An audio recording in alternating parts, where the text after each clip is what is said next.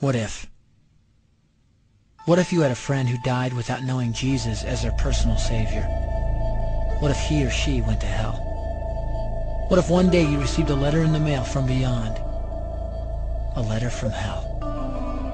A letter from your friend in the flames of eternal torment.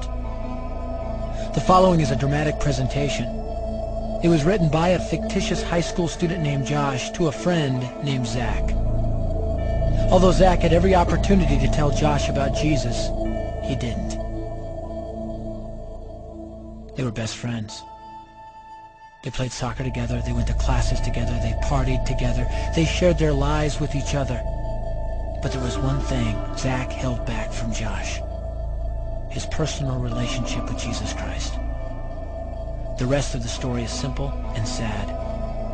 A few too many beers, a tragic drive home, a crash, a death, a funeral, a letter. Here is that letter in its entirety. A letter from hell.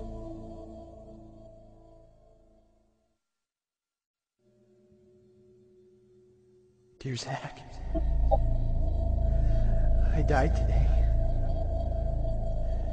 It's a lot different than I expected. You see, I always thought dying would bring me into a world that's foggy and hazy.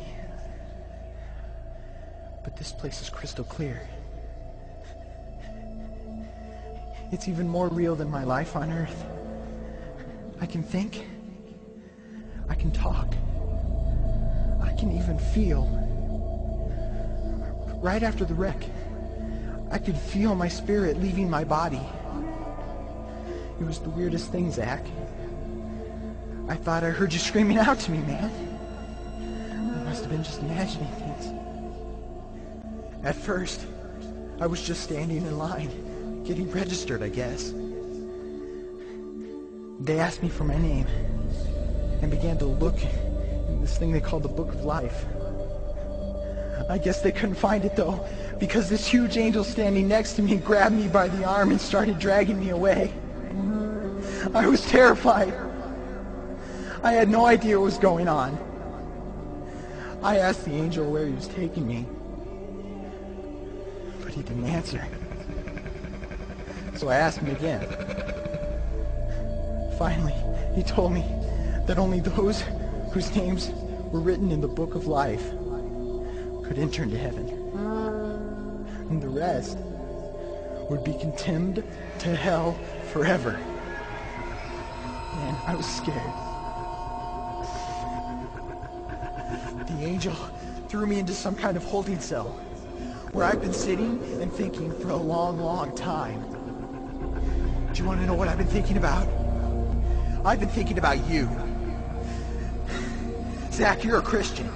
You told me so yourself. I mean, we talked about it 3 different times today.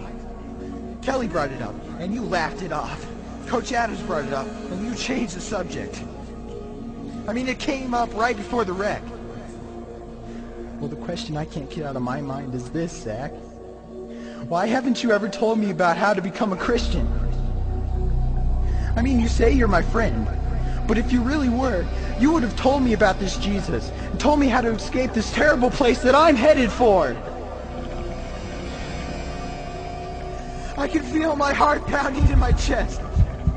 The angels who have been chosen to cast me into hell are coming down the hallway. I can hear their footsteps. I've heard of this hell, Zach. They call it the Lake of Fire. I can't stand it, Zach. I'm terrified. No, the angels are at the door. Oh, no. No!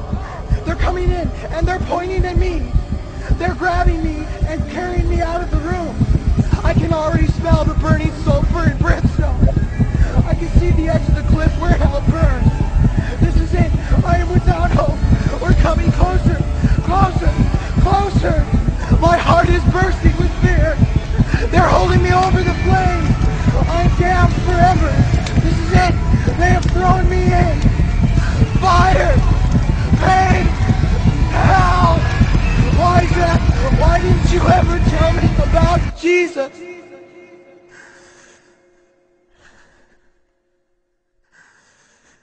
Signed, Your friend, Josh. Your friend, Josh. P.S. Welcome. Wish you were here. Wish you were here. Wish you were here. Wish you were here. Don't bother me. Don't bother me with souls to save. I have my own agenda. There's school to do, sports to play, important stuff to attend to. Don't bother me with my friend at work. He's got his own religion. I don't have time to change his mind. He'll make his own decision. Don't bother me with that little girl, the girl playing in the street. She's much too young to understand that the savior she can meet.